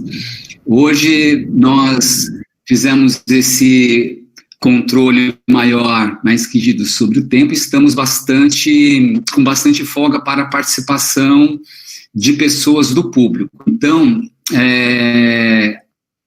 ali foi o pedido, né, de pessoas, inclusive daqui da rede de Niterói, que a gente pudesse ter maior espaço para participação. Então, gostaria de fazer esse pedido, para que as pessoas possam se sentir à vontade, poder falar da sua experiência, não precisa ser da sua experiência com a GAN, mas pode ser a sua experiência no trabalho, em que esse debate que está sendo desenvolvido estimula a pessoa a compartilhar conosco, né? Então, a próxima questão que foi colocada no chat, e aí eu acho que algumas pessoas poderão falar sobre essa questão, que é uma questão bastante ampla. A questão é colocada pelo Herbert Tadeu, do Rio de Janeiro. Ele é doutorando da UF e pergunta sobre quais as principais mudanças que são observadas nos serviços e no processo de trabalho dos profissionais de saúde com a prática da GAN, né? Então, essa é uma questão, Herbert, eu vou, antes de passar para outras pessoas que eu peço que se inscrevam, entre elas a própria Renata, que pode também falar, o Herbert, ele coloca uma questão importantíssima, que é sobre as transformações, as mudanças que ocorrem nos processos de trabalho a partir da prática com a GAN. Se o Dr. Hugo está aqui na sala, também ele vai poder dar o seu testemunho também. O Dr. Hugo é um clínico geral que pratica moderador da GAN na atenção básica, que falaremos disso na próxima semana. Mas, obviamente, né, como na GAN, a medicação, ela sai do ponto cego, como disse o professor Edu Passo no primeiro dia, né, o eixo de discussão de a medicação como um ponto cego da reforma psiquiátrica, ou seja, a reforma psiquiátrica tem toda uma série, um arcabouço de mudanças com relação à territorialização dos serviços, mas não tocou na abertura de espaço para que os usuários fossem participativos com relação à discussão da sua experiência no uso dos medicamentos. E a GAN, ela tira os medicamentos do ponto cego, e fazendo isso, obviamente, isso tem uma interferência bastante grande, que a própria Renata já citou na apresentação dela. Mas eu gostaria de colocar uma segunda especificidade da GAN, que é, além de tirar a medicação, que tirar as pessoas que fazem uso dos serviços de saúde mental de passividade a como elas são categorizadas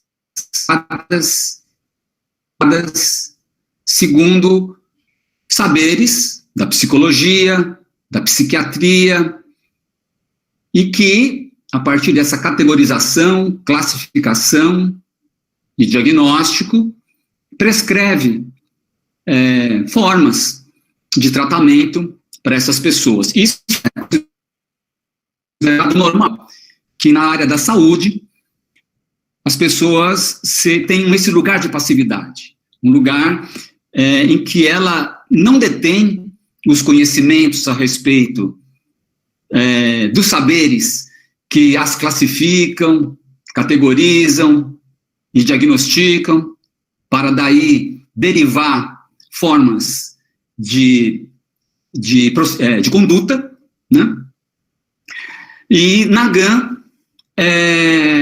não se faz isso, não é? Então, os profissionais que têm as suas formações, como farmacêutico, como médico, psicólogo, terapeuta ocupacional, mas também trabalhadores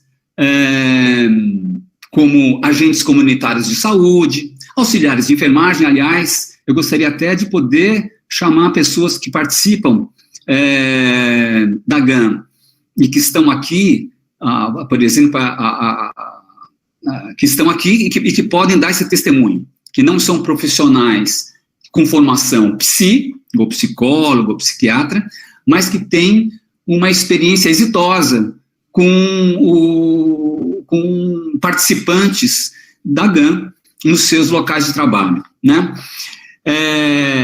Então, o que acontece aí? Acontece que um agente comunitário de saúde, um auxiliar de enfermagem, um técnico de enfermagem, como, por exemplo, na semana passada, o Paulo Baena, do CAPS Rio das Ostras, esteve aqui comentando a sua participação na GAN, lá no CAPS Rio das Ostras. Ele é um técnico de enfermagem, né, que não tem formação na área psi, mas que tem grande formação como trabalhador da saúde, participando junto com os usuários do serviço na GAN, né? Então, isso modifica, né, a relação desses trabalhadores de uma maneira bastante grande, porque lá na GAN, o clínico geral, o auxiliar de enfermagem, estão lateralizados na roda, os demais participantes, no grupo. E não somente, né, ali na lateralização no grupo, mas também na unidade de saúde, porque, obviamente, o êxito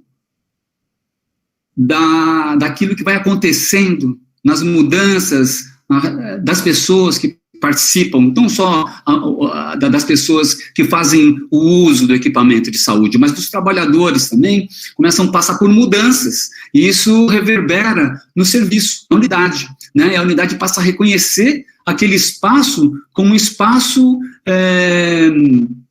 muito positivo dentro do serviço de saúde, né? E não somente dentro do serviço, daquela unidade, mas no território também, porque no território, então, aquele grupo GAN passa a ser uma referência para outros serviços também. Então, os processos de trabalho ficam profundamente impactados quando um pequeno grupo GAN se forma numa unidade de saúde. Então, na minha fala, eu quis ressaltar algumas dimensões, né, da dimensão mais micro, como da dimensão dentro de um serviço, como na dimensão de um território. Então, os processos de trabalho, na relação entre o CAPES e a Unidade Básica de Saúde, e com outras, o CAPES, álcool e drogas, com a Unidade Básica de Saúde, com outro CAPES também, enfim, essas relações todas vão sendo impactadas. Em Santa Maria, por exemplo, tem um grupo gestor, onde tem diferentes unidades de saúde, trabalhadores de diferentes unidades de saúde, usuários também, que participam digamos assim, do planejamento, da gestão da GAN no município, né? Então, em Santa Maria, Rio Grande do Sul. Então, assim, tem muitas, aliás, se o Douglas quiser falar sobre essa experiência aqui, é muito bem-vindo também. Então, alguém se inscreveu para falar aqui depois de mim? Deixa eu ver aqui no grupo do chat. Sim, a Clébia de Vitória, do CAPES 2, Vila Velha. Ela não está... Você está aqui na sala do Meet? Se não está, eu pediria então para que ela... o Carol, o e-mail dela, para a Carol adicionar lá na sala Meet, para ela poder falar, ela está desejando falar. Se alguém quiser, Renata, se quiser complementar sobre essa pergunta do Herbert, que é sobre o impacto do processo de trabalho com a GAN.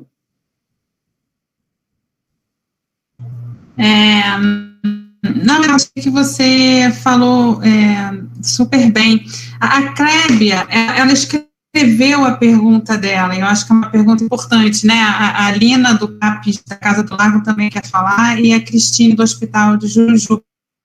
A Clébia escreveu, acho que foi no YouTube, não sei, mas eu recebi aqui. Também eles contam para nós farmacêuticos o que não contam para o médico, mas aí minha dúvida no GAN. Registro em prontuário quando o paciente diz que suspendeu as medicações, eu preciso te dizer que o prontuário não é meu, o prontuário do paciente, e qualquer conduta que você tenha, que seja uma conduta ética, então você escreva a conduta no prontuário. Se você, não você, né, mas se a pessoa for tomar uma conduta que não possa escrever no prontuário, provavelmente não é uma conduta ética, né, e o prontuário não é nosso, o prontuário é do paciente. A importância não é de dizer ou não que o paciente está usando a medicação. A importância é de estimular o diálogo e estimular o protagonismo do usuário, seja na consulta, seja em outros ambientes do tratamento dele.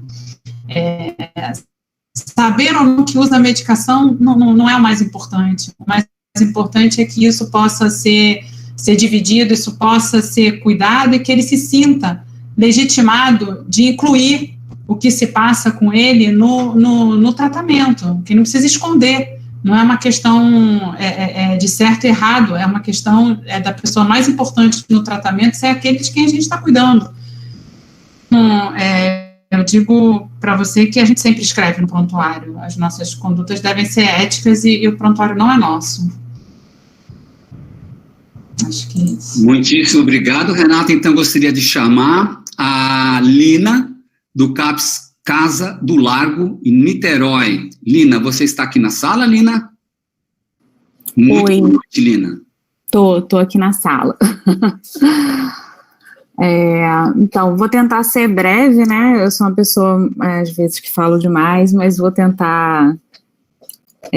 eu fui uma das pessoas que reclamou que tinha pouco tempo para a gente debater, né? Assim, na verdade, tem um grupo GAN no CAPS Casa do Largo. Eu sou médica psiquiatra, né? Mas estou numa função de coordenadora técnica no CAPS, né?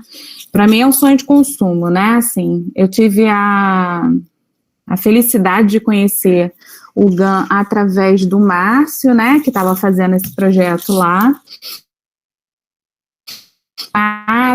E foi, vamos dizer assim, né? Eu fico me perguntando, né? Assim, a gente falou um pouco dessa coisa do contaminar, né? As pessoas. Eu fico me perguntando, isso foi inclusive tema, objeto do meu mestrado, né? Se a gente consegue contaminar alguém com alguns conceitos que eu acho que são tão intrínsecos, sabe? Da formação das pessoas, da personalidade das pessoas. Eu acho que todo mundo que se achega, se aproxima desse instrumento, desse modo, acho que é um modo, né, de estar na vida quase, né, já tem alguma afinidade com essa ideia, de alguma forma, sabe? Eu tenho muita dificuldade de ver alguns médicos, colegas, até médicos do meu serviço, que tem dificuldade, por exemplo, enorme de trabalhar em equipe, de tomar uma decisão partilhada com a equipe, que teoricamente seria a pessoa que está trabalhando junto com ele, né, assim, para que um caso possa ter ali uma conduta, sei lá, mais bacana e tal. Imagina partilhar com o usuário, né, eu gostaria muito que eles pudessem enxergar isso como uma coisa interessante. Isso, de certa forma, sempre fez parte da minha prática. Eu não conhecia o GAN, mas eu sempre procurei, de alguma forma, partilhar as decisões terapêuticas, sejam elas medicamentosas ou não, com os usuários, com os meus pacientes, tanto no consultório particular, quanto em todos os ambientes de trabalho, né, ambulatórios, outros CAPs. Já trabalhei em CAPSI aqui, em Niterói já rodei um monte de ambulatório, essas coisas, né.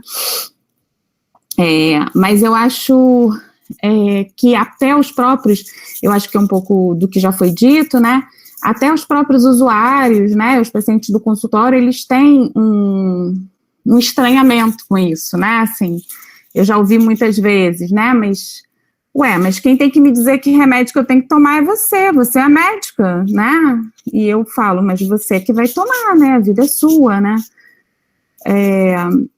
Mas eu acho que isso é difícil de transmitir, sabe, para meus colegas, não sei. Eu acho que tem essa questão do poder médico que dificulta muitas coisas, né? As pessoas se escondem atrás disso, de certa forma. Se protegem, né? Se escondem nesse sentido, de se proteger. Então, eu acho que é um grande desafio para mim, assim, né? Assim, conseguir fazer com que isso, de alguma forma, faça parte da clínica como um todo, né, assim, e não necessariamente só do grupo. Acho que o grupo é um disparador, né, assim, mas se eu não tiver, né, se eu não tiver uma equipe ali, né, comprando essa ideia, vai ser difícil, mas que eu possa transmitir, de certa forma, essa ideia, né, de que os pacientes têm voz, que os usuários precisam decidir junto com a gente, né, o que eles querem, né, assim, se eles querem se eles querem fazer uma medicação SOS no momento de crise, se eles querem sentar e conversar, ou se eles querem simplesmente ficar sozinhos no canto, esperando passar raiva, ou tomar um banho. Eu acho que é preciso ouvir essas coisas, né? Assim, um pouco isso que eu queria transmitir. Obrigada pela oportunidade. Lina, muitíssimo obrigado pela tua fala. Gente, ainda gostaria de poder chamar a Cristine, do Hospital Psiquiátrico Jujuba, em Niterói, e dizer que nós estamos agora a 20 horas e 54 minutos, e a gente tinha um compromisso de encerrar às 21 horas. Então, eu vou avisar a todos que a gente não vai conseguir cumprir esse objetivo de finalizar às 21 horas. Mas, então, vamos fazer o nosso esforço coletivo de terminar no horário mais próximo das 21 horas. Então, Cristine, você está aqui na sala, Cristine? Cristine do hospital. Ah, Cristine, muito bem, Cristine. Muito boa noite, Cristine. Teu microfone está desligado, Cristine.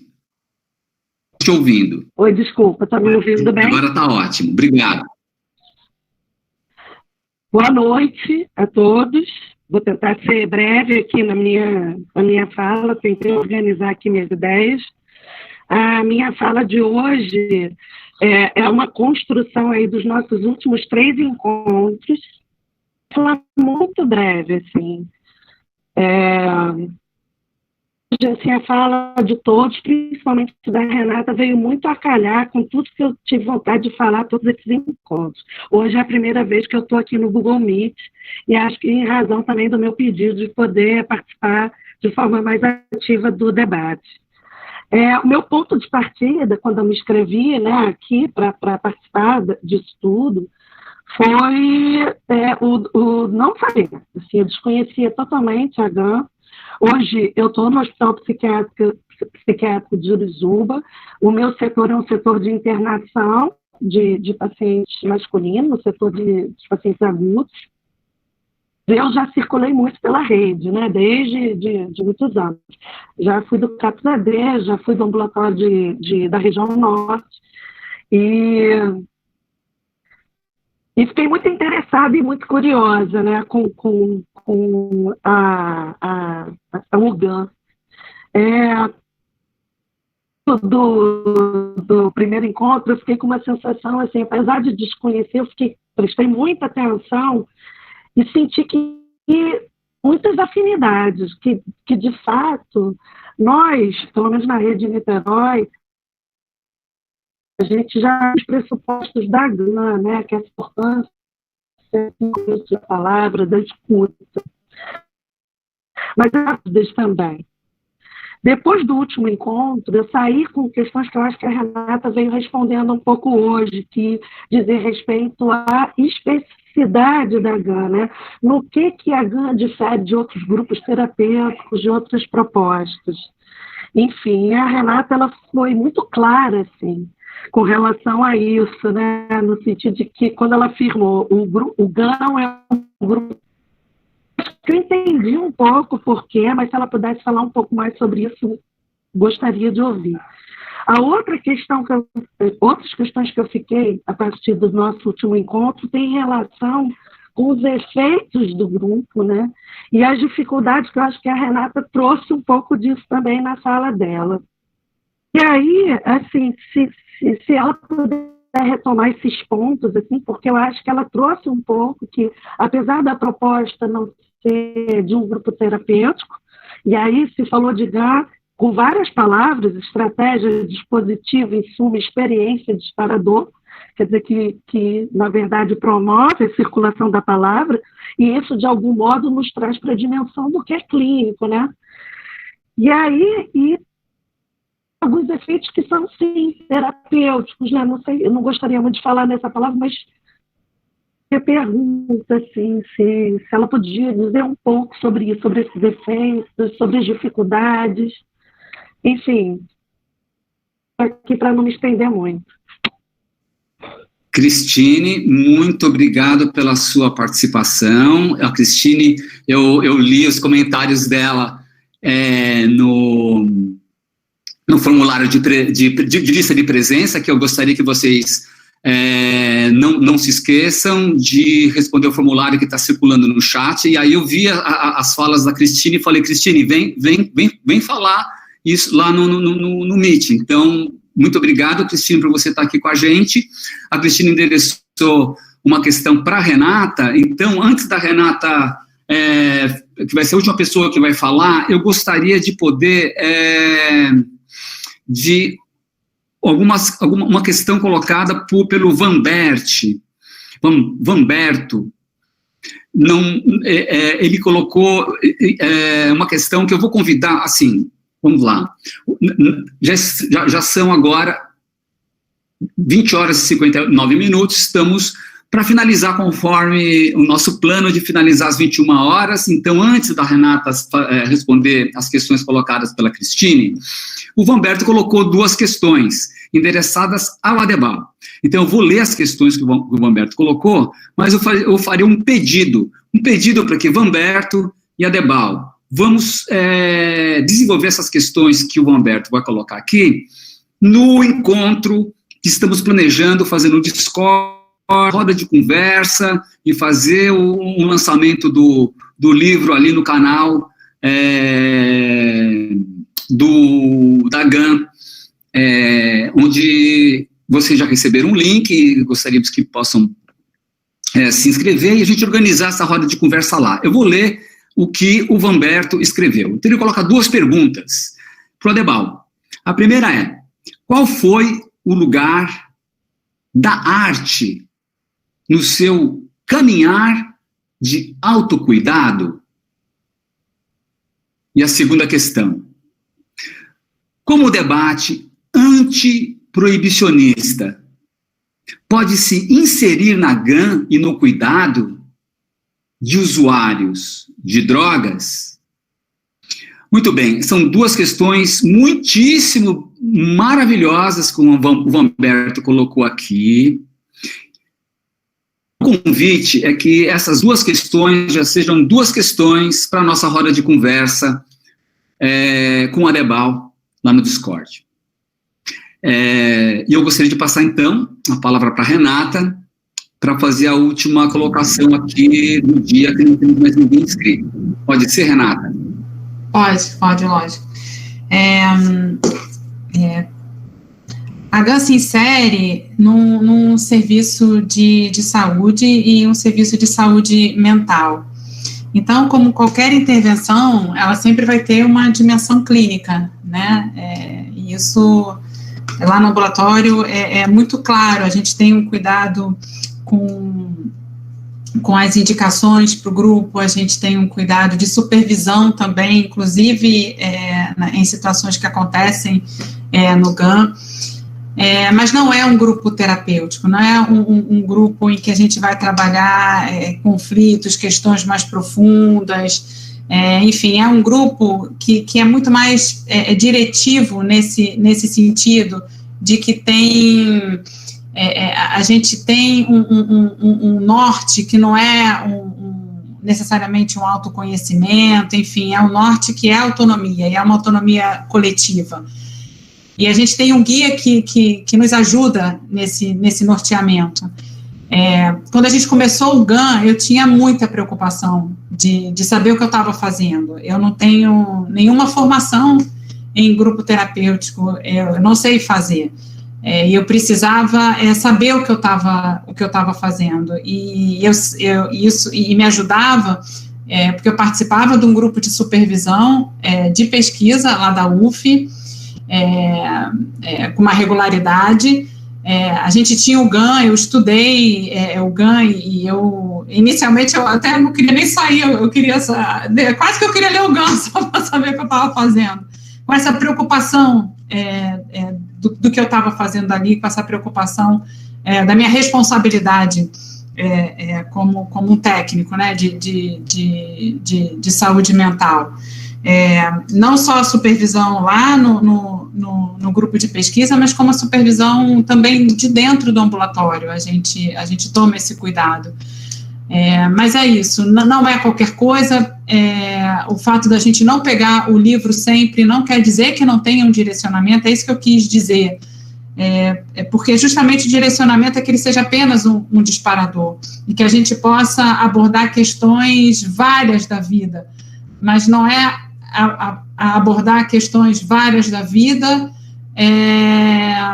sem saber por que a gente está conversando ali, né? A gente precisa saber o processo que a gente está fazendo. A gente não vai fazer o GAN no museu porque a gente gosta de passear, a gente vai fazer o GAN no museu porque o processo ali decisório, tudo que envolve essa construção de autonomia coletiva nos interessa. Eu não sei se eu te respondi, Cristine, fiquei...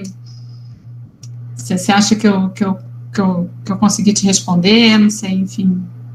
A gente sabe, Renata, que na GAN a gente nunca consegue responder. Então, pode ficar tranquila, que essa não é a nossa questão, responder. Mas a gente poder perguntar, e cada vez mais a gente poder perguntar mais ainda.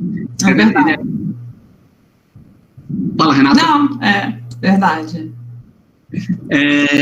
Então, eu queria te agradecer muitíssimo, Renata, e queria acrescentar que o Vamberto, que fez aquelas duas questões que eu li, o Vamberto é de Arco Verde, Pernambuco. Então, vamos encerrar o nosso encontro de hoje, 21h05. Estou muitíssimo feliz de que a gente conseguiu realizar um encontro com tanta vivacidade, com tanta pluralidade e no tempo adequado que desejávamos, né? E antes de encerrar, eu gostaria muitíssimo de que a gente lembrasse de que a Thailise Teixeira da Silva e a Carolina Marques Araújo da Silva e a Larissa Marinelli Pereira e a Isabelle Schumacher, que são essas 4 pessoas que abriram a sala, admitiram as pessoas, transmitiram no YouTube, enfrentaram todas as dificuldades para conseguir iniciar nossa transmissão de hoje e sustentaram toda a operação.